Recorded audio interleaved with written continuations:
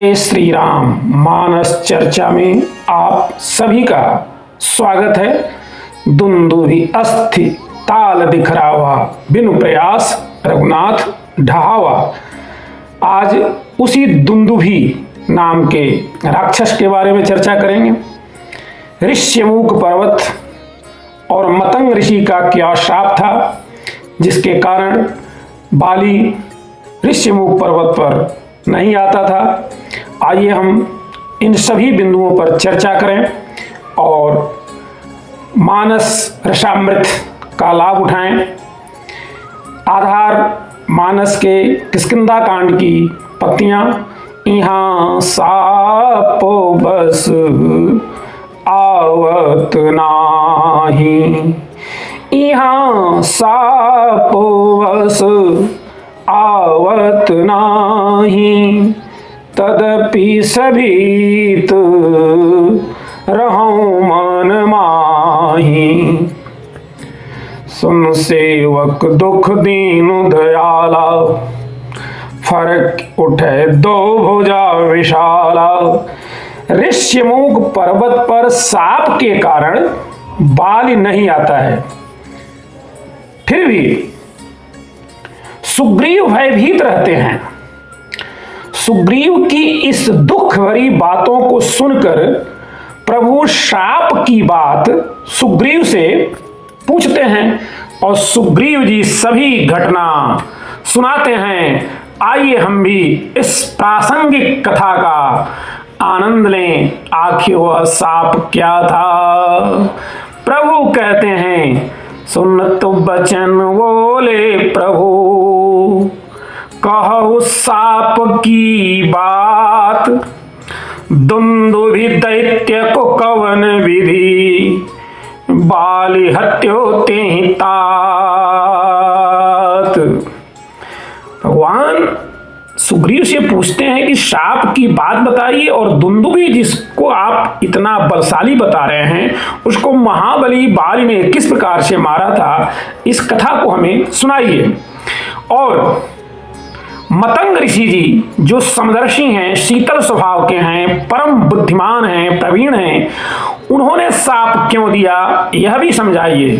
समदर्शी शीतल सदा, मुनिवर परम प्रवीण, मोहि बुझाय कहु सब, साप कौन हित दिन। देखिए, साप कौन हित दिन, श्राप में भी हित है।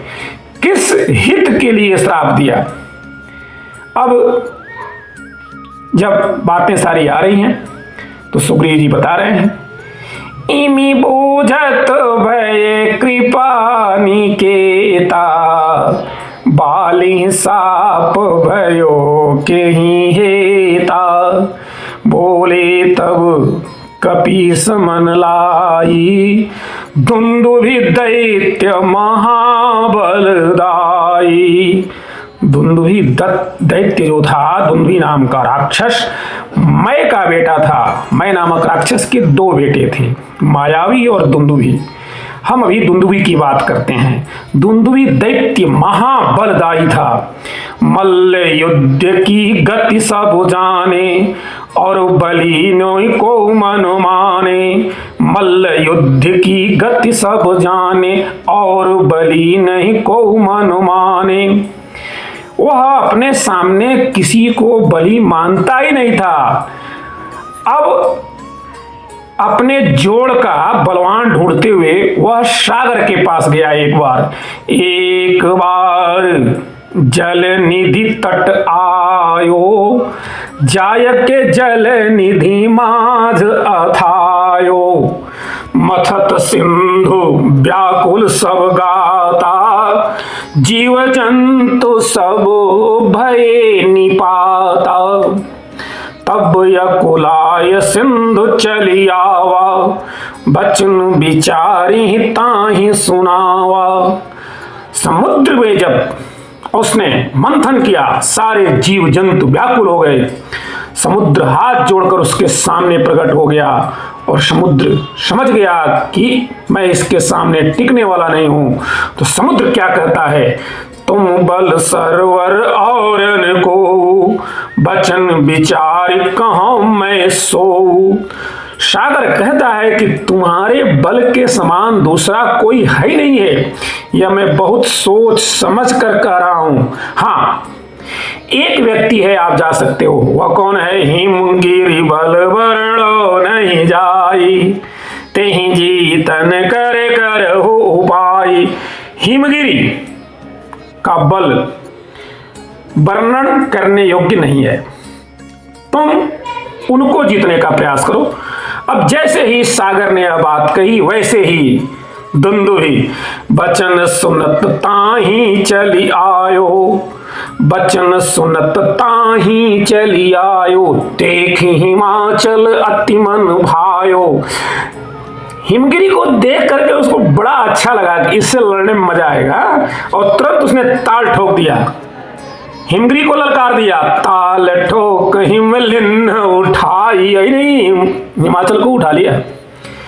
तब हिमगिरि बहु विनय सुनाई। अब तो हिमगिरि हाथ जोड़कर दुंदुभी से बहुत प्रकार से विनय करना शुरू कर दिए और साफ कह दिया कि तुम्हारे बल सरवर मैं नाही।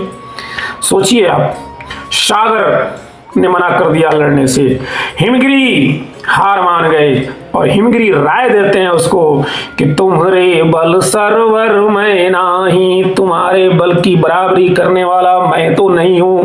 तातय करवन मान तुम्हाही, इसलिए मैं तुम्हारा सम्मान नहीं कर सकता। हाँ, एक योद्धा है, पंपापुर तुम ही चली जाहो, बाली महाबल निधि अब गाहो। अगर अपने समान का योद्धा ढूंढ रहे हो तो पंपापुर जाओ, वहां बाली महाबल निधि अब गाहो। आप जाओ, बाली महाबल निधि हैं। अब दुंदुभी को आनंद आ गया। सुनत बचन तहीं चली आवा, बाली बाली कह के गुहरावा। ललकार दिया बाली को। वेश किए सो महिष कर, महिष मतलब भैंसे का रूप धारण कर लिया, और गर्व बहुत मन माहि, आयो निकट सो गर्ज कर, मनहु तनक भय नाही। मही मर्दि तरु कर निपाता, मही मर्दि तरु कर निपाता, गर्जय घोर गिरा जनु घाता, ठोके उताल वज्र जनु पर ही, तेहि कर मर्म जान सब डर ही। पूरा पंपापुर भयभीत हो गया, पंपापुर व्याकुल सब काहू, चंद्र ग्रसन जन आयो राहु। अब उसकी ललकार को सुनकर बाली तत्काल दौड़ता हुआ आता है और कराल भुजदंड का प्रहार करता है। सुनत बाली धावा तत्काला, देखी असुर भुज दंड कराला, भिरे जुगल करिवर की नाई, मल्ल युद्ध कछुवर निन जाई, चारियाम सब कौतुक भयो, मुष्टि प्रहार तासु कपि दयो। चार याम, चार प्रहर लड़ने के बाद बाली ने मुष्टि का प्रहार उसके ऊपर किया। तब क्या होता है? गिरा अवनी तब शैल समाना, जीव जंतु तरु टूट्यो नाना, पुनिते ही बाले जुगल करि डारा, उत्तर दक्षिण किन्न प्रहारा। महाबली बाली के मारने से वह धरती पर जब शैल की तरह, पर्वत की तरह गिरा, तब उसके ऊपर बाली टूट पड़े और उसके दो टुकड़े कर करके, एक टुकड़ा उत्तर दिशा में और एक टुकड़ा दक्षिण दिशा में फेंक दिया। अब इस टुकड़े के बाद क्या होता है? जब टुकड़ा फेंका जाता है उसका प्रभाव क्या होता है आप देखें। तेहि गिरि पर मुनि कुटिय सुहाई, जहां ये युद्ध हुआ और जब इन्होंने उसके दोनों तरफ उसके अंगों को फेंका दक्षिण और उत्तर में, तो जिस पर्वत पर उसकी अस्थिपंजर जा रहे हैं तेहि गिरि पर मुनि कुटिय सुहाई। उसी पर्वत पर मुनि मातंग ऋषि कुटी बनाकर रहते थे। रुधिर प्रवाह गयो तह धाई। खून की धारा उनके कुटी तक पहुंच गई थी। ऋषि मतंग कर तहाँ निवासा। गयो सुऋषि मज्जन सुख राशा। उस पर्वत के ऊपर मुनि मतंग की सुंदर कुटी थी। वहां भी रुधिर जाकर गिर गए। तहां मतंग ऋषि आश्रम बनाकर रहा करते थे। सुख सागर ऋषि स्नान को गए। मज्जन करी मतंग ऋषि आए। उस समय तो ऋषिराज स्नान करने गए थे। जब स्नान करके आते हैं तो देख कुटी अति क्रोध बढ़ाए। मज्जन करी मतंग ऋषि आए। देख कुटी अति क्रोध बढ़ाए। तब ही विचार किन्न मन माही। यक्ष एक चली आवा ताहि। अभी वो सोच ही रहे थे कि ये रुधिर कैसा है, ये खून कैसा है, ये सोच ही रहे थे। तब तक एक यक्ष वहां आ गया और पूरी कहानी बता गया। तिन तब सकल कई इतिहासा। सुनि मतंग भय क्रोध निवासा। अब मतंग ऋषि क्रोध के बस होकर श्राप देते हैं। दिन शाप तब क्रोध करी। नहीं मन के न विचार। बालिनाश गिरि देखत हो जाय तनुछार। अरे बाली, तूने हमारे पर्वत पर जो ये खून की धारा फेंकी है, इस पर्वत को देखते ही तुम्हारा नाश हो जाएगा, तुम्हारा शरीर जलकर छार हो जाएगा। ताही भय यहाँ बाली नहीं आवत। ऋषि के वचन मानी भय पावत। तेहि भरोस यहीं गिरि पर रहूं। बाली त्रास नहीं विचरत कहूं। इसी भय से मैं यहाँ रहता हूँ और मुझे डर है, फिर भी डर है। मैं इसीलिए केवल इस पर्वत पर रहता हूँ, कहीं और विचरण नहीं कर सकता।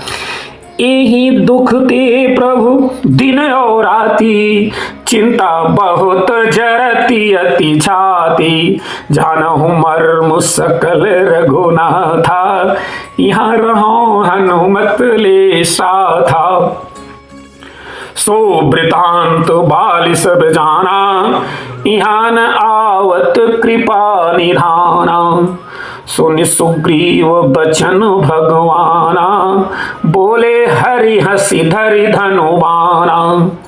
यह सुग्रीव के वचन सुनकर भगवान हंसकर धनुष बाण धारण किए हुए बोले, सुनो सुग्रीव मैं मारी हूं। बाली एक ही बाण ब्रह्म रुद्र शरणागत। गए न उबरहि प्राण। सुन सुग्रीव मैं मारी हूं। बाली एक ही बाण ब्रह्म रुद्र शरणागत। गए न उबरहि प्राण। यह है दुंदुभि की कथा। आशा है आपको नवीनता के साथ ज्ञानप्रद भी लगी होगी। आप लोगों को बहुत बहुत धन्यवाद।